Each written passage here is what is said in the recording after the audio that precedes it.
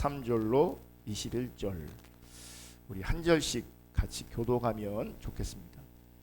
무리 가운데서 어떤 사람이 예수께 말하였다. 선생님, 내 형제에게 명하여 유산을 나와 나누라고 해 주십시오. 예수께서 그에게 말씀하셨다. 이 사람아, 누가 나를 너희 재판관이나 분배인으로 세우느냐? 그리고 사람들에게 말씀하셨다. 너희는 조심하여 온갖 탐욕을 멀리하여라. 재산이 차고 넘치더라도 사람의 생명은 거기에 달려있지 않다. 그리고 그들에게 비유를 하나 말씀하셨다. 어떤 부자가 밭에서 많은 소출을 거두었다. 그래서 그는 속으로 내 소출을 쌓아둘 곳이 없으니 어떻게 할까 하고 궁리하였다. 그는 혼자 말하였다. 이렇게 해야겠다. 내 곡간을 헐고서 더 크게 짓고 내 곡실과 물건들을 다 거기에다가 쌓아두겠다. 그리고 내 영혼에게 말하겠다. 영혼아, 여러 해 동안 쓸 많은 물건을 쌓아두었으니 너는 마음 놓고 먹고 마시고 즐겨라. 하나님께서 말씀하셨다. 어리석은 사람아, 오늘 밤에 내 영혼을 내게서 도로 찾을 것이다. 그러면 내가 장만한 것 누구의 것이 되겠느냐? 자기를 위해서는 재물을 쌓아두면서도 하나님에 대하여는 부유하지 못한 사람은 이와 같다. 아멘. 제가 광고 하나 빠뜨렸는데요. 어제 우리 청소년들 캠프 은혜스럽게 잘 이렇게 마쳤고요. 또 주일학교 같은 경우는 지난주 회의에서 당분간 연기하기로 했습니다. 여러분 기도해 주시기 바라고요. 또 섬기시는 전사님 가운데 또 강건할 수 있도록 잘 준비할 수 있도록 은혜가 함께할 수 있도록 기도해 주시면 감사하겠습니다. 오늘은 성령 시리즈 13번째 시간입니다. 오늘은 성령과 참다운 생명, 성령과 참다운 생명이라는 제목으로 하나님 말씀 나눌 때에 하나님의 은혜가 우리 가운데 함께할 뿐만 아니라 하나님의 기준이 우리 모두 가운데 선명하게 비춰질 수 있기를 주님의 이름으로 축복합니다. 여러분 2002년도에 한 카드회사 CF 광고가 있었습니다. 사진 올려주시면 뭐라고 써 있어요? 부자 되세요. 제가 동영상을 이렇게 보여주려고 하다가 시간도 그렇고 또 화질이 2002년도라 되게 안 좋더라고요. 그냥 부자 되세요가 아니고요. 여배우가 여러분 부자 되세요 그랬거든요. 또 그때가 IMF 외환위기 중이라서 많은 사람들이 경제적으로 어려움 당할 때라 부자 되라고 하는 이 인사가, 이 CF가 인기를 꽤 많이 끌었습니다. 여러분 사람들은요 할 수만 있으면 부자 되기를 원합니다. 그리고 부자를 부러워합니다. 제가 이번 주에 인터넷에서 김희애 씨 영화배우 있잖아요. 탤런트. 그분에 대한 기사를 하나 읽었는데 사진 올려주세요. 여기 보면 위에 사진에 보면 약 8천만 원 이렇게 돼 있잖아요. 밑에는 약 12억 원 이렇게 돼 있잖아요. 이게 뭐냐면 작년에 부부의 세계라는 드라마가 있었는데 이 김희애 씨가 한 회당 출연료가 8천만 원이래요. 한 회당. 그러니까 이게 전체로 이제 약 다 모아지면 출연료가 한 12억 정도 된답니다. 한 드라마를 찍었을 때 한 해 출연료가 8천만 원, 그리고 다 끝나면 12억 정도 된대요. 또 저분은 CF 여러 개 찍고 있잖아요. 그러니까 하나만 찍어도 수억씩 그분한테 돌아온답니다. 그리고 재테크도 이분이 성공적으로 되게 잘하신대요. 2002년도에 압구정에 있는 아파트를 구입했는데 20년이 지났잖아요. 시세 차익을 지금 30억 남겼대요. 아직 팔진 않은 거예요. 시세 차익이 30억. 또 2006년에 청담동에 주차장을 매입했는데 그때 그 주차장 매입 가격이 119억이었어요.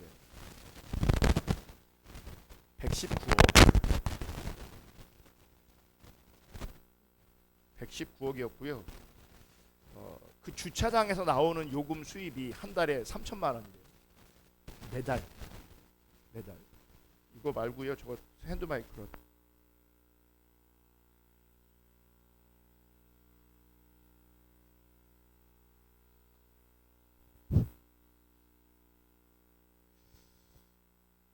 그리고 이 주차장을 다시 허물고요. 건물을 올린대요. 더 큰 이윤을 위해서. 엄청난 거죠. 이분 말고도 많은 연예인들이 이 부동산 재테크하는 기사들 우리가 자주 봅니다. 우리가 상상할 수도 없는 가격의 아파트 건물들 사들이고요. 또 우리가 상상할 수도 없는 시세 차익을 그들이 내면서 건물을 이제 팔고 그럽니다. 가수 B라는 분이 있는데 이분이 2008년도에 168억에 매입한 빌딩이 있대요. 168억. 근데 그거를 최근에 495억에 팔았대요. 그러니까 시세 차익이 327억이나 되는 겁니다. 엄청난 거죠. 연예인뿐만 아니라 신문이나 인터넷 보면요, 부동산이라 여러 가지 경로를 통해서 큰 수익을 낸 그 일반인들도 이렇게 소개합니다. 제가 그저께 본 어떤 일반인은요, 29살인데 2천만 원 가지고 경매부터 시작했는데 지금 30억대 부자가 됐대요. 그리고 지금도 이 재산 가치가 올라가고 있는 거예요. 왜냐하면 부동산 가격이 올라가고 있으니까. 그러니까 요즘에 이런 얘기도 많잖아요. 주식 부자, 뭐 현금 부자, 코인 부자, 부동산 부자. 사람들은요, 부자 되고 싶어 합니다. 그리고 돈을 잘 버는 사람들을 부러워하고 동경합니다. 그 방법이 하나님 앞에서 합당한 것인지 합당하지 않은 것인지에 대해서는 고민하지 않습니다. 그냥 돈을 많이 벌 수 있으면, 수익을 많이 낼 수 있으면 그것 자체가 선이 되는 세상입니다. 그리고 그것이 지혜롭다, 능력 있다 여겨지는 세상입니다. 그런데 오늘 본문에 보면 대부분의 사람들이 원하는, 세상 사람들이 부러워하는 이 부자에 대해서 이야기하면서 그 부자를 평가하기를 어떻게 평가하냐면 어리석다라고 평가합니다. 이게 예수님의 평가고 이게 성경의 평가입니다. 그러면 이 부자의 어리석음은 무엇일까? 그러니까 돈은 많은데 지혜가 없는 것을 말하는 건가? 돈은 좀 있는데 무식한 경우를 말하는가? 그래서 어리석다라고 말하는가? 그렇지 않습니다. 여러분, 사실 오늘날 현대 부자들은요, 매우 똑똑한 사람들입니다. 매우 지혜로운 사람들입니다. 돈만 많은 무식한 사람들, 돈만 많고 무식한 사람들 아닌 경우가 훨씬 더 많습니다. 똑똑한 분들이 훨씬 더 많습니다. 지혜로운 분들이 훨씬 더 많습니다. 오늘 본문 20절에 보면 이렇게 말씀하세요. 20절 다 같이 읽습니다. 시작. 그러나 하나님께서 말씀하셨다. 어리석은 사람아, 오늘 밤에 내 영혼을 내게서 도로 찾을 것이다. 그러면 내가 장만한 것들이 누구의 것이 되겠느냐. 여러분, 오늘 본문이 말하고 있는 부자의 어리석음은 오늘 밤에 하나님께서 그 영혼을 찾으신다면 그가 준비하고 예비하고 장만한 그 모든 것들이 그의 것이 될 수 없다라고 말씀하시는 거예요. 그럼에도 불구하고 지금 이 부분을 생각하지 않는 거죠. 하나님이 영혼을 취하신다면, 영혼을 도로 찾아가신다면 그동안 내가 준비했던, 장만했던 그 모든 것들이 내 것이 될 수 없다라고 하는 이것을 생각하지 못하고 창고에 여러 해 쓸 물건을 가득 쌓아두고 그것으로 말미암아 이제 평안히 쉬고 먹고 마시고 즐거워하는 그 미래를 꿈꾸는 겁니다. 그러면서 기뻐하는 거죠. 그걸 가지고 성경을 부자의 어리석음이라고 말하고 있습니다. 자, 그런데 우리가 과연 이 부자를 예수님이 말씀하신 것처럼 진짜 어리석다라고 할 수 있는가? 우리가 지금 예수님께서는 오늘 본문에서 부자를 어리석다라고 분명히 그렇게 평가하셨어요. 어리석다. 그러면 우리 또한 이 부자를 바라보면서 우리 또한 어리석다라고 우리도 평가할 수 있는가? 여길 수 있는가? 만약 여러분 우리가 이 부자를 어리석은 사람이라고 우리도 여긴다면 우리의 삶은 부자와 전혀 다른 모습이어야 합니다. 왜 어리석은 사람을 본받고 어리석은 사람과 똑같이 삶을 살면 안 되는 거잖아요. 우리가 이 부자를 예수님 평가하신 것처럼 어리석다라고 우리 또한 평가한다면 적어도 우리는 이 부자처럼 살면 안 되는 겁니다. 부자처럼 하면 안 되는 겁니다. 부자처럼 한다면, 어리석다고 말하면서도 우리가 부자처럼 살고 있다면, 부자처럼 생각하고 있다면, 부자와 같은 방식으로 우리가 존재하고 있다면 그것은 모순이 되는 거죠. 그러니까 생각에서는, 입술로는 어리석은 거다라고 말할지 모르겠는데 실제 내가 그 어리석다고 평가한 그 부자처럼 살고 있다면 그건 모순이라는 거죠. 문제는 대부분의 우리들의 삶이 이 부자와 전혀 다르지 않다는 겁니다. 대부분 많은 사람들이. 그래서 오늘 우리는 우리 자신들이 오늘 본문에 나오는 부자라는 생각에서 예수님의 말씀을 정말 주의 깊게 들을 필요가 있습니다. 여러분, 오늘 본문에 나오는 이 부자는요, 농사 짓는 사람이에요. 농부입니다.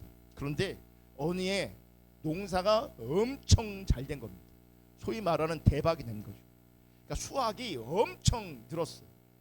그러자 그 부자는 기존의 창고, 기존의 곡간으로는 지금 엄청난 수확된 그것을 보관할 수 없다, 보관이 어렵다라고 하는 것을 금방 알게 됩니다.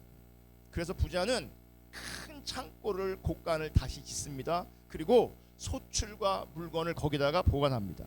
그리고 부자는 그 곡간에 가득한 곡식과 그 물건들을 바라보면서 여러 해 쓸 물건을 내가 쌓아두었으니 이제 평안히 쉬자, 먹고 마시자, 즐거워하자라고 생각합니다. 소위 말하는 노후를 평안하게, 재밌게, 행복하게 즐기자, 이렇게 생각하는 겁니다.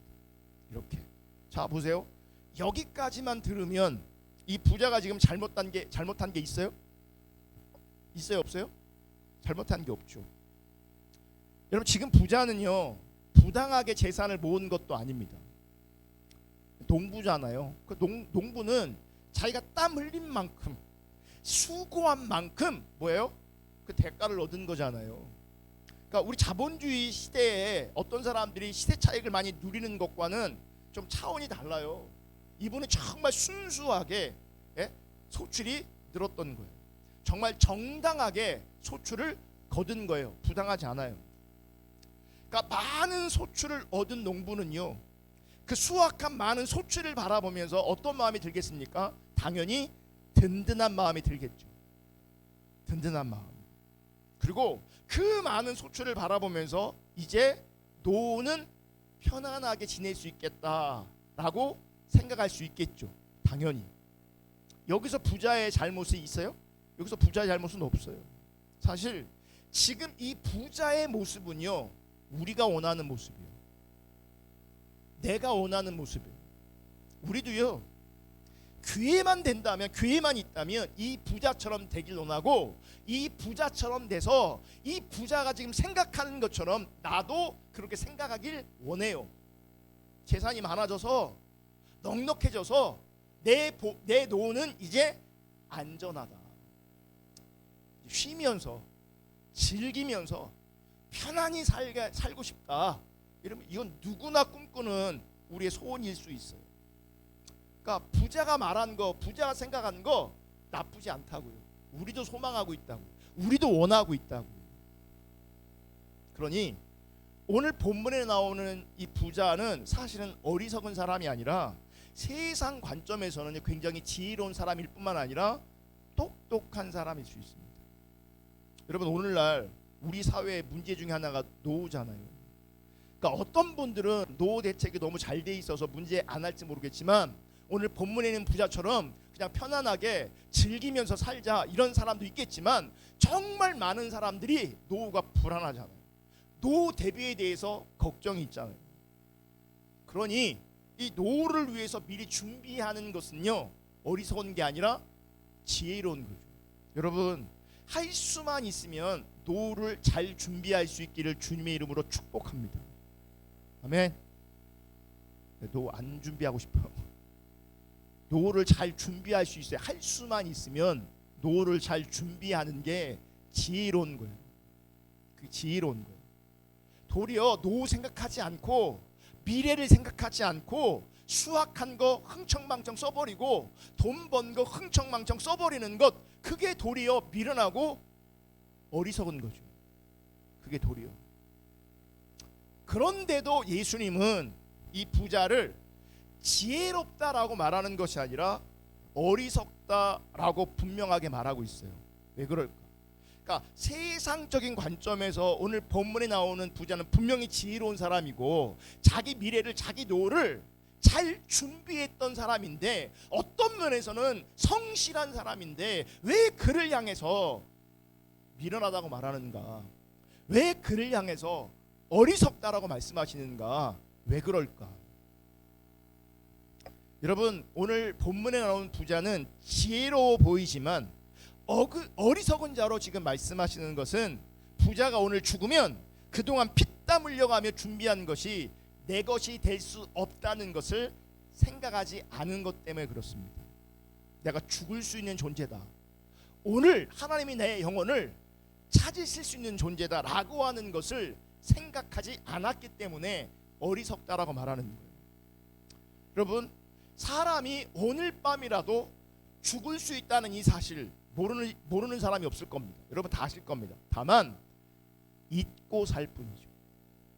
그러니까 나는 오늘 죽을 수 있어, 아니 1시간 있다도 죽을 수 있어, 우리는 다 이거 생각할 수 있습니다. 문제는 이런 나의 죽음을 우리가 잊고 산다는 거죠.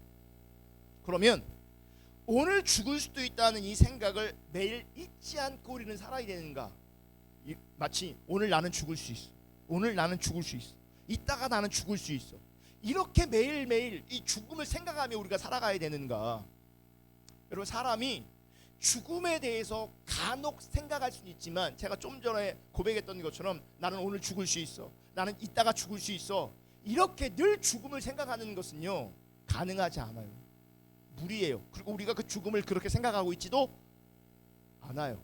그러니까 인간이 죽는 존재냐, 한 번 태우면 죽습니다라고 하는 이런 관점, 간혹 죽음을 얘기하면 다 알아먹고 다 인정해요. 왜냐하면 부인할 수 없는 진리처럼, 절대적 진리처럼 우리 가운데 다가와 있으니까. 그럼에도 불구하고 매일매일 순간순간 내가 죽을 수 있다라는 생각은 절대 하지 않습니다. 절대 하지 않아요. 그러면 이렇게 매일매일 순간순간 나는 오늘 죽을 수 있어, 나는 매일 죽을 수 있어, 이 죽음을 생각하지 않는다고 해서 그 사람을 가지고 어리석다 말할 수 있는가? 사실 매일매일 순간순간 죽음을 생각하지 않는 것이 어리석음이라면 우리 또한 어리석은 사람이에요. 우리 그렇게 생각하지 않잖아요. 우리 그렇게 죽음을 생각하지 않아요. 그럼 왜 하나님께서는 오늘 부자를 어리석다라고 말씀하시는가? 자, 오늘 본문을 보면 비유의 마지막 결론을 이렇게 말하고 있어요. 21절, 되게 중요한 말씀이에요. 21절 다 같이 읽습니다. 시작. 자기를 위해서는 재물을 쌓아두면서도 하나님에 대하여는 부유하지 못한 사람은 이와 같다. 자, 21절의 말씀을 가만히 보면 부자의 어리석음은요 단순히 재물을 쌓아둔 것이 아니에요. 어리석음의 근본이 뭐냐면, 어리석음의 본질이 무엇이냐면 하나님에 대해서 부유하지 않은 것을 말하는 거예요. 하나님에 대해서. 그러니까 하나님에 대한 부요가 참된 부요라고 말씀하시는 거예요. 아멘. 여러분 기억하세요. 하나님에 대한 부요가 하나님 관점에서는 참된 부요다. 아멘. 그런데 하나님에 대해 부요한 것이 참된 부요라는 것을 알지 못하고 그저 재물을 가득 쌓아둔 것을 부요로 여긴 거죠. 문제는 이 재물이 많이 쌓여진 것을 부요로 이해하는 그 이해가 세상이 이해하는 부요된 이해와 전혀 정확하게 일치한다는 거예요. 그러니까 우리는 부를 이해할 때 어떻게 이해하냐면 하나님에 대한 부요로 이해하는 것이 아니라 부를 많이 가지고 있는 것, 재물을 많이 가지고 있는 것을 부로 이해하고 있다는 거예요. 그러니까 보세요. 이 부자의 어리석음은 재물을 쌓아둔 것 자체가 어리석은 것이 아니라 재물을 쌓아두고 많은 재물을 소유한 것을 부요로 여겼다, 그게 어리석다라고 말하는 거예요. 재물을 쌓아둔 것 자체가 문제가 아니라 재물을 쌓아두고 많은 재물을 소유한 그것 자체를 부유로 이해했다는 거죠. 여러분 세상은요 부요를 이해해야 돼 이렇게 이해해요. 많은 재물을 쌓아두고 있는 것을, 많은 재물을 가르치고 있는 것을. 그래서 부자를 이해할 때도 어떤 식으로 이해하냐면 돈 많은 사람이 부자인 거예요. 돈 많이 가지고 있는 사람이 부자인 거예요. 돈 없으면 이제 가난한 사람이 되는 거죠. 이런 말도 있어요. 마음이 부자로. 난 마음이 부자다. 마음이 부자다. 마음이 부자한 건 감사한 거예요. 여러분 돈이라도 없으면 마음이라도 부자이기를 축복합니다. 문제는 마음이 부자라고 하는 것 참 감사한 일일 수는 있지만 사실 그 마음이 부자라는 그 상태에서 사람이 원하고 추구하는 것 얻을 수 없습니다.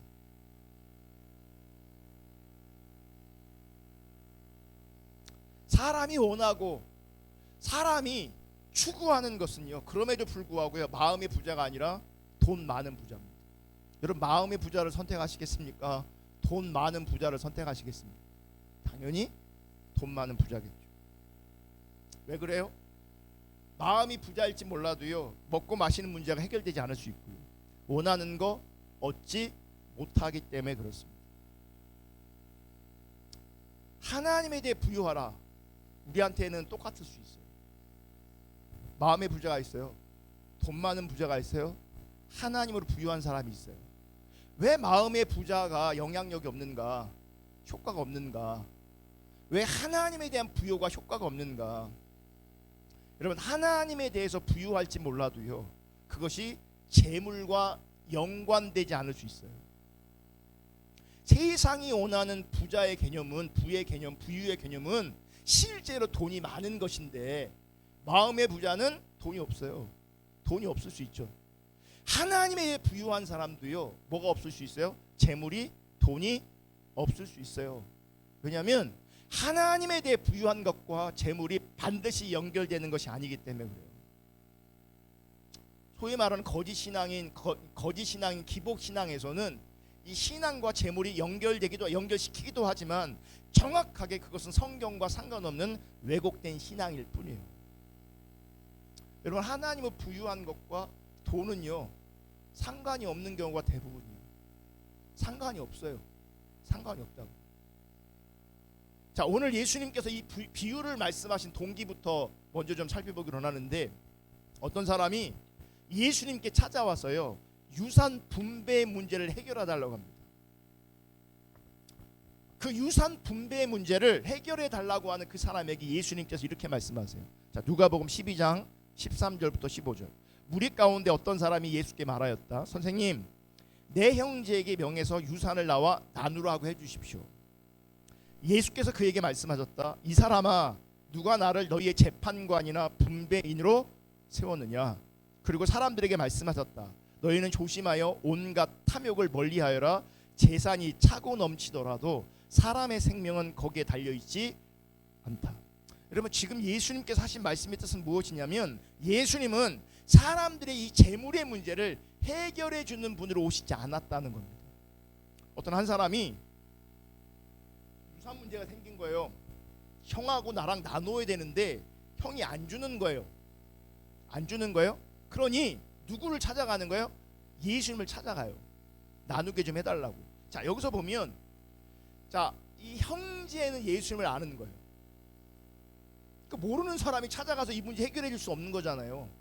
그러니까 형도 예수님을 알고 동생도 예수님을 아는데 동생 입장에서 억울한 거예요. 마땅히 나한테 돌아올 유산이 있는데 형이 내 몫을 안 주는 것처럼 보이는 거죠.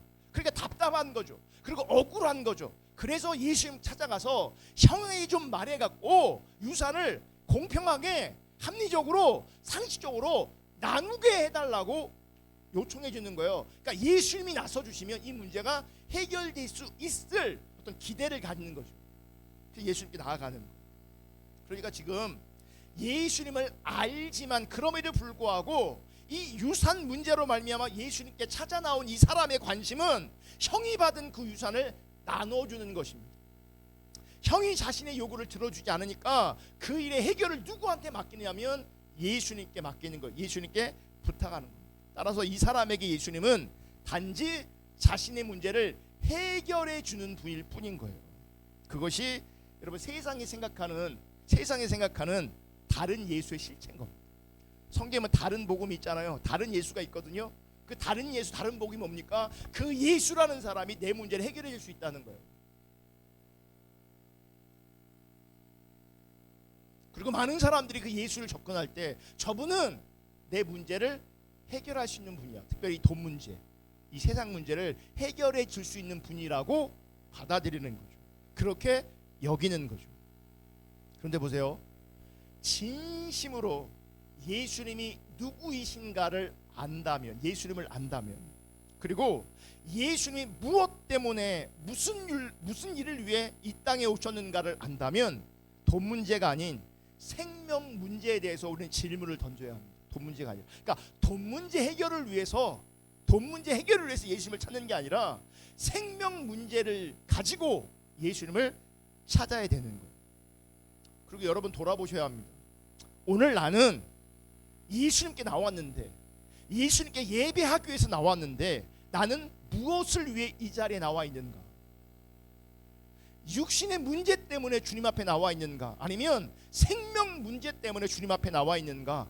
이도 저도 아니면 별 관심 없이 다만 나는 내 종교가 기독교인이기 때문에 기독교인으로서 교회 예배에 나온 것인가? 반드시 돌아보시고 생각하셔야 합니다. 왜 그러냐면 지금 이 문제는요, 내가 무엇 때문에 주님 앞에 있는가? 돈 문제냐? 육신의 문제냐? 아니면 생명의 문제냐라고 하는 이 문제는요, 정말 우리들의 믿음의 문제이고요, 더 나아가서 영원히 살고 죽는 문제이기 때문에 정말 중요한 문제이기 때문에 깊게 고민하고 묵상하셔야 합니다. 이렇게 보면 부자의 어리석음은요, 유산 문제로 예수님을 찾은 예수님께 나온 그 사람처럼 자기 인생을 쌓아놓은 재물로만 연결해서 생각하는 것에 있습니다. 그러니까 예수님이, 하나님이 인식되지 않는 거죠. 뭐만 있습니까? 그냥 자기 인생을 돌아보면서 그 쌓은 재물을 바라보면서 자기 인생을 생각하고 계획하고 마음 편해하는 거죠. 거기에 하나님이 없어요. 하나님을 기억하지 않아요. 여러분, 우리 인생에 내 인생이라고 해서 내가 열심히 사는 거 중요해요. 여러분, 돈 많이 버는 것도 중요할 수 있어요. 재물 쌓아놓는 것 자체가 문제가 아니에요. 불법이 아니라면, 할 수만 있으면, 여러분 노후 준비도 잘 하시고요, 할 수만 있으면 돈 많이 벌 수 있기를 주님의 이름으로 축복합니다. 아멘들을 하네. 돈 많이 벌으래도 아멘들을 하네. 다른 교회는 막 아멘 하고 막 두 손 들고 아멘만 난리가 날 건데, 돈만 얘기하면, 복만 얘기하면 난리가 날 건데. 근데 진짜 인생의 어리석음은 뭐냐면 내 삶의 자리에, 성실한 내 삶의 자리에 하나님을 인식하지 못한다는 거예요. 그게 어리석음이에요. 수고하며 땀 흘며 살 수 있어요. 신실하고 성실하게 착하게 살 수도 있어요. 또 내 인생에 대박이 날 수도 있어요. 그럼에도 불구하고 하나님을 인식하지 못하면, 이 생명의 문제를 기억하지 못하면 하나님 관점에서는요, 어리석은 거예요. 어리석은 거예요. 자, 보세요. 오늘 부자만 하더라도, 오늘 본문에 나오는 부자만 하더라도요, 오늘 밤에 하나님께서 그 영혼을 불러가시면 이제 그에게 지금 그가 마음이 든든하게 여겼던, 이 소출을 바라보면서 든든하게 여겼던, 그래서 큰 창고를 지어서 그 많은 소출을 집어넣고 많은 물건들을 거기다 집어넣고, 그래서 그것을 바라보면서 든든히 여기면서 기뻐하면서 이제 됐다, 내 노후는 평안하다, 이제 즐기며 살자 생각했는데, 근데 오늘 밤 데려가시면 그 재물의 문제는 그게 이제 아무런 상관이 없게 되어집니다. 정말 아무런 상관이 없게 되어집니다. 그런데 보세요. 오늘 밤 하나님께서 내 영혼을 데려가실 때, 내 영혼을 취하실 때 여전히 남는 문제가 뭔지 아십니까? 이 생명의 문제, 영혼에 죽고 사는 문제는요, 여전히 우리 가운데 직면되어 있다는 걸 아셔야 돼요. 재물의 문제가 내 생명을 해결해 주지 않아요. 재물이 나를 구원시켜 주지 않아요. 그런데도 이 시대 많은 사람들은 여전히 육신이 사는 문제에만 집착하고 있어요. 그리고 재물만 있으면 된다라고 하는 사고방식이 있어요. 그러니까 나의 모든 문제의 원인은 이 시대는 많은 경우 뭔지 아세요? 돈이에요. 돈 있으면 된다. 문제 돈이 없는 게 문제다. 돈이 있어야 된다. 돈이 있어야 된다. 그래서 젊은 사람들의 비전이 뭔지 압니까? 돈 많이 버는 거예요. 부자예요. 다른 거 없어요. 돈 많이 버는 게 장땡이에요. 이게 하나님 보시기 합당한 삶인지, 이 방법이 하나님 보시기 합당한 것이, 이런 고민이 없어요. 할 수만 있다면 많이 버는 것, 많이 소유하는 것, 많이 쌓아두는 것, 이게 오늘날 사람들이 원하는 거예요. 그러니까 돈을 위해 살아요. 근데 오늘 밤 취하시면 그게 무슨 소용이 있냐는 거예요. 너와 그것이 무슨 상관이 있냐는 거예요. 그게 네 거 안 된다는 거예요. 그게 어리석음이라는 거예요. 그게. 자, 오늘 15절 볼게요. 오늘 15절 다 같이 읽습니다. 너무 중요한 말씀. 15절 시작. 그리고 사람들에게 말씀하셨다. 너희는 조심하여 온갖 탐욕을 멀리하여라. 재산이 차고 넘치더라도 사람의 생명은 거기에 달려있지 않다. 자, 보세요. 형이 유산을 받았는데, 아버지께 유산을 받았는데 동생한테 동생 목을 안 줘요. 왜 그럴까요? 탐심이죠. 탐심이죠. 이거는 노골적으로 잘못하고 있는 거죠. 상식적으로, 합리적으로. 동생 입장에서는 뭐라요? 내가 받을 몫이 있는 것 같은데 형이 안 주는 것 같아. 억울하죠. 그런데 그 사람을 향해서도 뭐라고 말하냐면 탐심을 물리치래요. 그것도 그 안에 뭐가 있는 거예요? 탐심이 있는 거죠. 우리는 상식적으로, 합리적으로 합당하면, 합법적이면 내 탐심을 돌아보지 않아요. 아무리 합당한 방법이라도, 합법적이라도, 상식적일지라도 그 중심에 탐심이 있으면 그건 하나님의 기준에 합한 게 아니에요. 근데 우리는 교묘하게 뭐요? 합리적으로 만들죠. 상식적으로 만들죠. 세상이 문제고 네가 문제야, 내가 어려운 것은, 이렇게 말하는 거. 특별히 이런 상황 가운데 있으면 우리도 뭐요? 기도 부탁해요. 똑같은 상황이라면 목사님 저한테 와갖고요, 목사님 우리 형님이요 유산을 분배를 안 해준다고요. 기도해 주세요. 그죠? 찾아다니면서 기도할 때 우리 오이코스 가서 나눌 거예요. 우리 형님이 있는데 유산을 안 준다고, 기도해 달라고. 유산을 나눠주면 내가 헌금할 건데. 그 사람에게 뭐라고 말하냐면 너희는 조심해라. 온갖 탐욕을 멀리해라. 동기가 탐욕인 거예요. 합리적이었지만, 상식적이었지만, 불법이 아니지만 그 동기가 뭐가 있냐면 분명한 탐심이 있는 거예요. 그러면서 이렇게 말해요. 재산이 차고 넘치더라도 사람의 생명은 거기에 달려있지 않다. 재산이 차고 넘쳐도 거기에 생명이 있지 않다. 유산 나누어지지 않는 것 내가 못 받을 수 있지만, 한편으로는 불이익이지만, 억울할 수 있지만, 그럼에도 불구하고 그 돈이, 그 재물이 너를 살리는 게 아니다. 도리어 그 탐심이 너를 죽일 수 있다. 탐심이 너를 무너뜨릴 수 있다. 그러니 생명이 어디 있는가 거기에 집중해라 라고 말씀하시는 거죠. 재산이 차고 넘쳐도요 사람의 생명은 거기에 있지 않아요. 옛날 성경이 이렇게 말해요. 사람의 생명이 그 소유에 넉넉한 데 있지 않다. 여기에 우리 소망이 있지 않겠습니까? 우린 가난해도요 생명은 가질 수 있어요. 우리가 건강하지 않아도요 생명은 가질 수 있어요. 우리가 인기 없어도, 유명하지 않아도요, 내가 볼품없는 인생일지라도요 뭘 가질 수 있어요? 생명은 가질 수 있어요. 왜냐하면 생명은 재산이 차고 넘쳐도, 재산이 차고 넘치는 그 자리에 임하는 게 아니거든요. 이 땅의 가치에 그 생명이 임하는 게 아니에요. 이 땅의 사고방식에, 이 땅의 어떤 방법에 생명이 넘치는 게 아니에요. 재산이 차고 넘치더라도 사람의 생명은 거기에 달려있지 않다. 근데 보세요.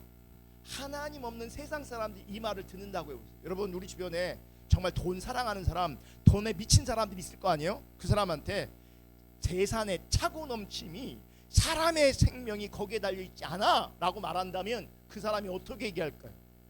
속으로 그럴 거야. 대놓고 얘기 아니야. 어떤 사람 대놓고 하겠지. 돈 없이 살아봐야 돈 귀한 줄 알지. 돈 없이 살아봐야 돈 귀한 줄 알지. 이딴 얘기 할 거란 말이에요. 세상 사람들은. 왜 그런지 아세요? 돈 없이 살면 많이 불편하고 힘듭니다. 돈 없이 살면 자존심 상하는 일 무척 많습니다. 온갖 서름, 고생 겪을 수 있습니다. 뭐 없으면 돈 없습니다. 여러분, 그러니까 이 재산의 많고 적음이 이 땅의 기준이기 때문에 그 돈을 많이 가지면 자기도 모르게 힘이 들어가요. 그러면서 돈 없는 사람 무시해요. 더럽게, 진짜 이 세상 더럽게, 더러운 세상. 그러면 안 되는데, 돈 많이 가질 수 있지만 그 돈 많은 것이 그를 뭐 훌륭한 사람 만든 거라 힘 있는 사람으로 만든 거 그거 아니잖아요. 그냥 돈을 그냥 단순히 많이 가지고 있을 뿐이에요. 근데 세상은 돈 많은 사람이 돈 없는 사람을 차별해요. 힘들게 한단 말이에요. 모욕감을 갖게 한단 말이에요. 그러니까 자존심이 상하는 게 너무 많아요. 그러니까 많은 사람들이 세상 살면서 실감하는 게 뭐냐면 역시 돈이 최고다. 돈이 있어야 된다. 그러니까 일을 바득바득 하는 거지. 돈이 있어야 된다. 돈 벌고 말 거야. 온갖 관심이 돈에 집중되어 있어요. 도리어 이제 신자들까지도 이제 돈 없는 서러움에서 벗어나기 위해서 그 문제를 가지고 예수님을 찾아요. 부자 되게 달라고, 돈 벌게 달라고. 근데 예수님은 이런 돈 문제나 이런 육신의 문제를 말씀하시는 게 아니라 지금 뭘 말씀하시냐면 생명의 문제를 말씀하시는 거예요. 생명의 문제. 여러분, 제가 노후 문제, 노후 얘기했는데 노후를 편안하게 행복하게 사는 문제 뭐예요? 돈과 아주 긴밀하게 연관이 있잖아요. 이 노후도. 근데 조금만 생각해도 사실은 돈이 있어야 행복한 건 분명히 아니에요. 그러나 분명한 것은 돈이 없으면 우리들이 꿈꾸는, 사람들이 꿈꾸는 그 편안한 노후, 행복한 노후 누리는 것은 결코 쉽지 않을 수 있습니다. 그러니까 노후에 돈 없으면요 정말 비참해질 수 있어요. 그래서 여러분 제발 준비할 수 있기를 축복합니다. 준비되어지기를 축복합니다. 아멘. 네. 그런데 여러분 반드시 인식하시고 기억하시기를 축복하는데, 노후 문제가 정말 중요하지만 분명한 것은 그 노후 문제가 생명의 문제는 아니라는 겁니다.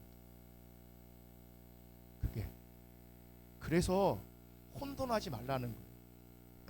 이 노후 문제를, 육신의 문제를, 이 돈의 문제를, 이 땅의 어떤 것들을 그냥 가볍게 여기라는 게 아니에요. 하나하나가 실제 육체가 살아가는 나의 삶의 자리에서 되게 중요할 수 있어요. 하지만 거기에만 내가 집중하면 안 돼요. 거기에 빠져 있으면 안 돼요. 왜냐하면 정말 더 중요한 문제는 생명 문제이기 때문에 그래요.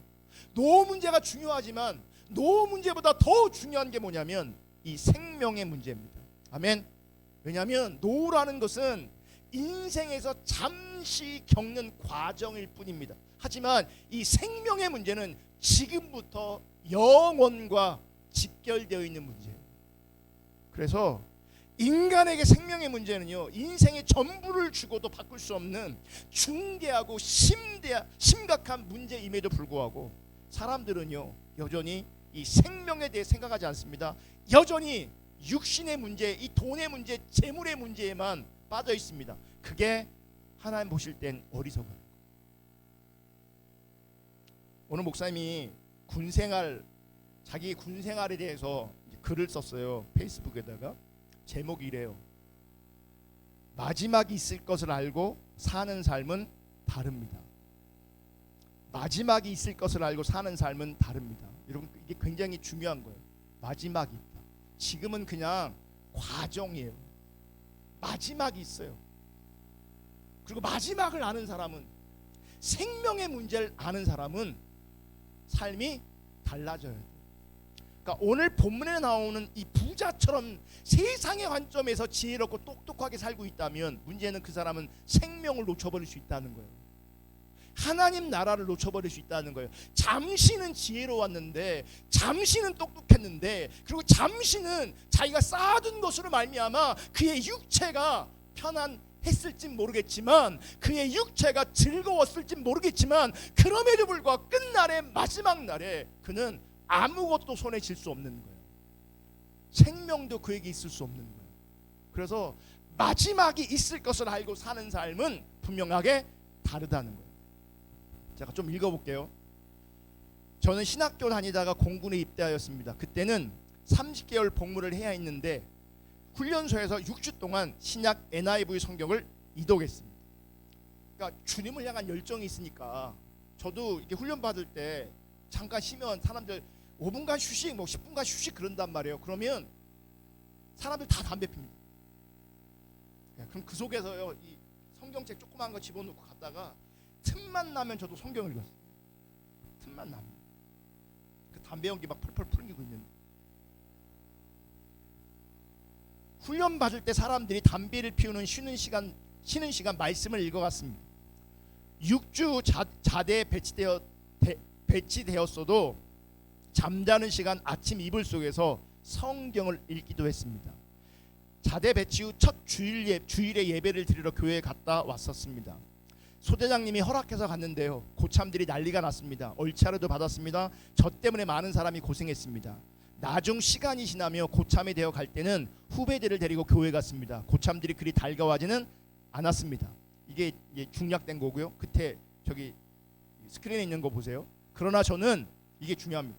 군대에서 영원히 살지 않는다라는 생각에 그리 크게 눈치를 보지 않았습니다. 지금 내 몸은 군대라는 조직에 와 있지만 실제 나한테는 중요한 거는 여기가 아니라 나가서의 삶이라고 인식한 거예요. 이해가 되세요? 군대에 내가 영원히 살고 있지 않기 때문에 지금 군대에서 나에게 뭐 눈치 주고 하는 거 내가 개의치 않았다는 거예요. 왜? 내가 여기서 영원히 살 게 아니니까. 군대 문화도 이렇게 저렇게 바꾸었습니다. 제 위 고참들 침상을 정리해주고 군화를 다 닦아주었습니다. 하지만 제 밑으로는 각자 알아서 하도록 하였습니다. 자, 밑에 거 읽어볼게요. 앞에 나옵니다. 술을 마시라고 담배를 피우라고 압력을 받았습니다. 하지만 위기를 모면하며 잘 넘겼습니다. 그때마다 머릿속에 든 생각은 잠시 여기 있다가 다시 나갈 건데 여기는 잠시 머물 것인데, 잠시. 그러니까 내 신앙을 타협할 수 없는 거예요. 왜냐면 여기는 잠시 있을 것이니까. 내 신앙을 무너뜨리고 신앙 없는 행동을 하기를 원하지 않는 거예요. 잠시 머무르는 곳이니까. 잠시 여기 있다가 나갈 건데 하는 생각을 했습니다. 그러면서 견디는 거죠. 여긴 잠시다. 여긴 잠시다. 자기 믿음을 지키는 거예요. 군대에서 운전을 하게 되면서 도서관에 가서 책을 빌려 읽었습니다. 내무실에서는 성경을 펴서 읽었습니다. 국방부식에는 돌아가고 언젠가는 제대한다라는 사실 때문에 제대 후 삶에 대해 고민하며 살게 되었습니다. 자, 제가 뭐 얘기하고 싶은지 여러분 아실 거예요. 여러분, 육신을 입고 있는 이 시간 우리가 군대에 와 있는 겁니다. 무슨 얘기 아시겠어요? 지금 여기가 전부가 아니라고요. 누군가가 군대 가서 제대하는 것처럼 일정한 시간에 군대에 머물러 있는 것처럼 우리 또한 그 영원한 시간 속에서 일시적으로 군에 들어간 것처럼 군복무하고 있는 거예요. 인생이라는 군복무를 하고 있는 거예요. 아멘. 곧 제대할 거예요. 곧 제대할 거라고요. 곧 끝날 거라고요. 그러니까 우린 이렇게 생각해야 돼요. 곧 끝날 건데, 곧 제대할 건데, 내가 여기서 영원히 사는 것 아닌데 라는 생각이 우리 가운데 있어야 돼. 그게 지혜로운 거예요. 근데 그 생각을 하지 못하고요, 영원히 막 소출 시세창 나고 아파트 한 채 두 채 빌딩 사고 그래 내 노후를 즐기자, 편하게 먹고 살자, 그러다가 망하는 거예요. 그러다 망하는 거예요. 거기서 영원히 살 거 아닌데 그렇게 수고하고 애써서도 그렇게 많이 가졌어도 제대하면, 내가 죽으면 그거 나한테 아무런 의미가 없는 거예요. 여기 제대한 친구가 있잖아요. 딱 보세요. 군생활 상병 달면요, 들어갈 때는 거기서 적응해야 되니까 그럴 수 있지만 상병 달부부터는요 군생활이 중요한지 아세요? 아니요. 나가서 내가 어떻게 살까 이거 고민합니다. 병장 되면요 내가 나가서 뭐 해 먹을까, 나가서 어떻게 살까 이거 고민합니다. 그곳에서 내가 어떻게 잘 살까, 여기서 어떻게 인정받을까 그거 고민하지 않습니다. 다 제대 이후를 계획하고 제대 이후를 꿈꿉니다. 제대 이후를 준비합니다. 그게 제대로, 그게 지혜로운 거잖아요.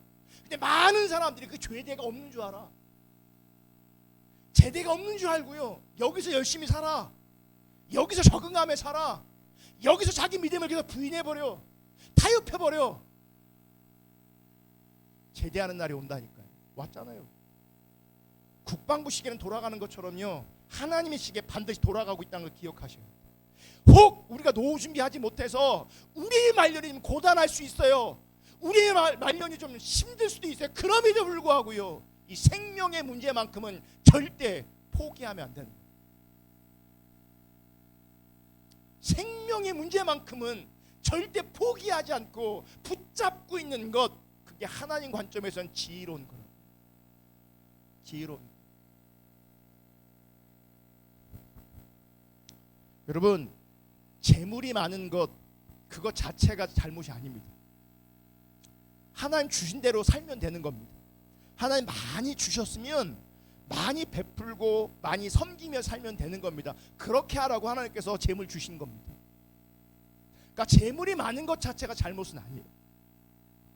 하지만 이 재산의, 이 재물의 차고 넘침이, 이 소유의 넉넉함이 생명의 문제를 절대로 보장할 수 없다는 걸 기억하셔야 돼요. 도리어 이 부자처럼요, 도리어 많을 수도 있고 적을 수도 있지만 도리어 이 땅에서 이 부의 문제는요, 우리의 심령을 더 왜곡시킬 수 있어요. 우리의 심령을 더 강팍하게 만들 수 있어요. 그래서 부자는 천국 가기 힘들다고 말한 이유 중에 하나가 뭐냐면, 그 부가 가지고 있는 그 악한 영향력이 있어요. 부가 나쁘다는 게 아니라 그 부가 가지고 있는 악한 영향력이 우리 가운데 있어요. 우리가 그걸 감당할 수 있는 존재냐? 여러분, 그렇지 않을 수 있다는 걸 기억하셔요. 우리가 많은 부를 감당할 수 있는 존재인가? 여러분, 우리가 조금만 부가 주어져도요, 금방 주님 떠날 수 있는 사람이 널렸습니다. 어떤 분에게는 부가 안 주어지는 게 그래서 은혜일 수도 있어요.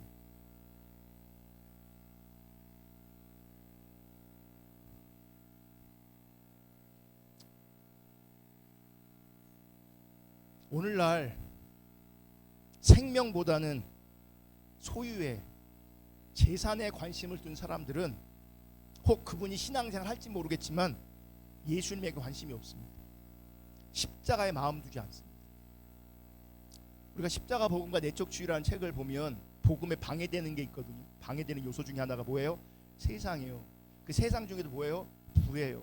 우리가 주님 말고 주님으로 부유하지 않고 다른 것으로 부유하잖아요. 복음으로 절대 나아갈 수 없습니다. 그게 내 발목을 잡고 있습니다. 그래서 생명보다는 이 부에, 재물에 관심이 있으면 교회 다녀도 사실 예수님께 관심이 없습니다.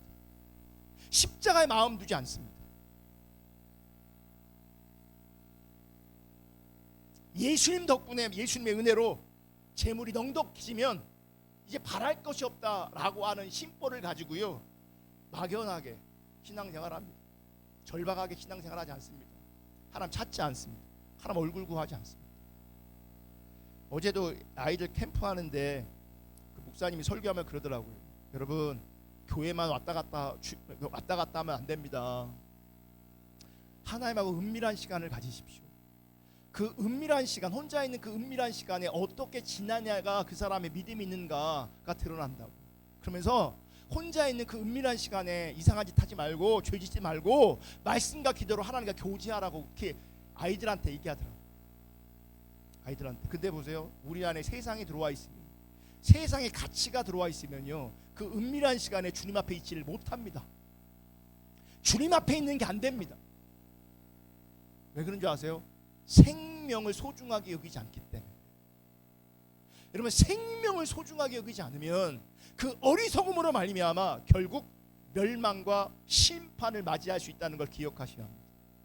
잠시 교회 다녔다고, 주일 성수 한 번도 안 빼먹었다고 심판이, 멸망이 면해지는 게 아닙니다. 생명의 문제가 해결되어져야, 그 생명이 실제 되어져야 멸망과 심판과 상관이 없는 것이지. 근데 우리의 온통 관심이 이 땅에 있고 이 세상에 있고 물질에 있다면, 이 땅의 누림에 있다면 멸망, 심판이 훨씬 가까울 겁니다. 왜 제가 가깝다고 말하냐면 아직 안 죽었기 때문에, 아직 기회가 있으니까. 여러분, 반드시 인식하시고 기억하시기를 주님으로 축복하는데, 사람의 생명은 소유에 있지 않습니다. 재물의 많음에 있지 않습니다. 사람의 생명은 어디에 있냐? 예수님께 있습니다. 사람의 생명은 돈에 세상에 있는 게 아니라 예수님께 있습니다. 아멘. 그러므로 예수님의 피 흘리신 그 십자가의 피가 우리의 생명이고요, 우리 주 예수 그리스도 그분이 우리의 생명입니다. 그분이 우리의 생명입니다. 따라서 신자는요, 그리스도를 믿는 믿음 안에서 이미 생명을 얻은 자입니다. 세상의 전부를 가지고도 살 수 없는 그 생명을 얻은 자입니다. 그러므로 하나님 앞에 부유한 자가 되는 거죠.